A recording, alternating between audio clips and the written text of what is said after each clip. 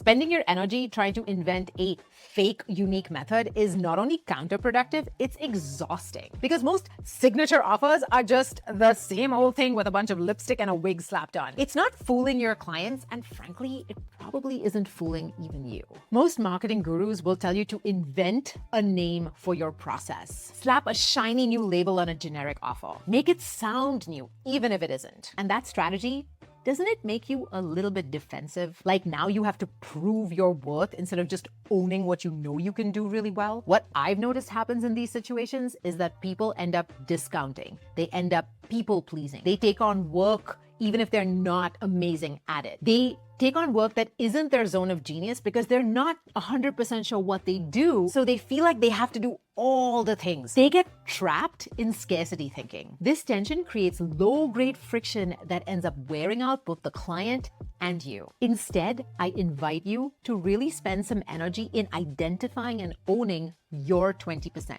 Your zone of genius, what makes you actually different. You don't need a gimmick. You don't need something fake. You need to recognize what makes you powerful. And you need to demonstrate this essence in both your marketing and your sales process. Now, what would that look like? I'm going to give you something that you can use right away, and I call it asking spotlight questions. What's a spotlight question? It's a question that changes the way somebody frames what we're talking about. And it is the opposite of the kind of question you've probably been taught to ask, which is an open-ended question. Actually, open-ended questions and spotlight questions play really beautifully when you use them together.